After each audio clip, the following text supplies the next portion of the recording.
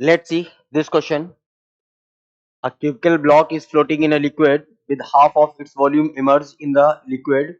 When the whole system accelerated upward with an acceleration g by 3, then fraction of volume immersed in the liquid. उसने question में बोला है कि जब ये रेस्ट पे था, ये जब एक्सेलरेट नहीं कर रहा था, उस समय ये वाला वॉल्यूम आधा था और ये वाला वॉल्यूम आधा था, हाफ ऑफ वॉल्यूम इमर्स था जाके। अब ये एक्सेलरेट करने लगा तो अब पानी के अंदर कितना वॉल्यूम इमर्स होगा जाके, पूरे वॉल्यूम का फ्रैक्शन निकालना है। ठीक है, सिंपल सा क्वेश्चन है। इसका जो कंसेप्ट है वो आर्किमिडीज प्रिंसिपल पे बेस्ड है।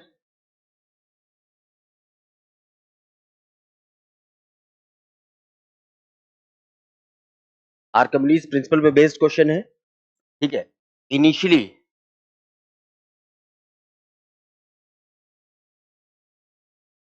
तो जो इमर्स्ड वॉल्यूम होगा वो होगा तुम्हारे पास mass of block into G equal to buoyancy force के बराबर होगा। तो mass of block into G equal to हो जाएगा density of liquid into V immersed into G पे डिपेंड करेगा। तो यहां आएगा density of block into V of block into G equal to density of liquid into V immersed into G होगा। G से जी cancel हो गया। यहां से जो इमर्स्ड वॉल्यूम है वी इमर्स्ड आएगा, वो आएगा density of block into volume of block divided by density of liquid. तो जो इमर्स्ड वॉल्यूम होगा इसका जो फ्रैक्शन होगा, जो फ्रैक्शन आएगा that is V immersed upon volume of block equal to density of block divided by density of liquid होगा। Initially ये जो पार्ट है, इनिशियली ये जो फ्रैक्शन दिया है, ये वाला जो फ्रैक्शन दिया है इनिशियली वी इमर्स जो दिया हुआ है केस नंबर 1 में,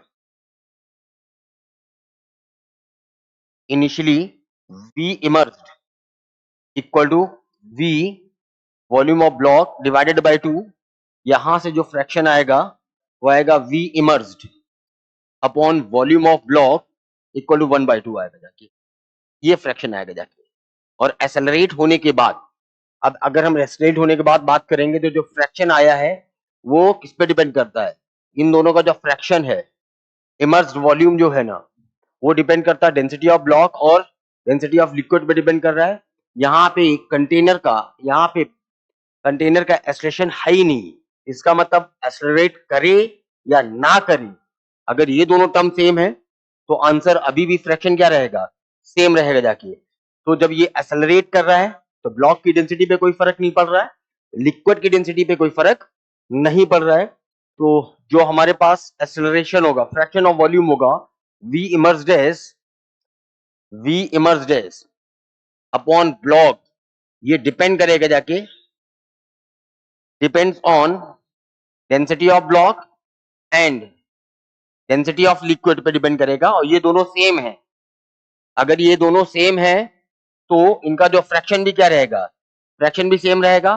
तो V immersed upon density of block, ये जो फ्रैक्शन रहेगा सेम रहेगा जितना पहले है, और पहले कितना है 1/2 है, तो अभी भी कितना रहेगा 1/2 रहेगा। ये जो टर्म है it is independent of the station of the container, ये कंटेनर के स्टेशन पर डिपेंडेंट नहीं होगा जाके। तो आंसर अभी भी कितना आएगा इसका 1/2 रहेगा जाके।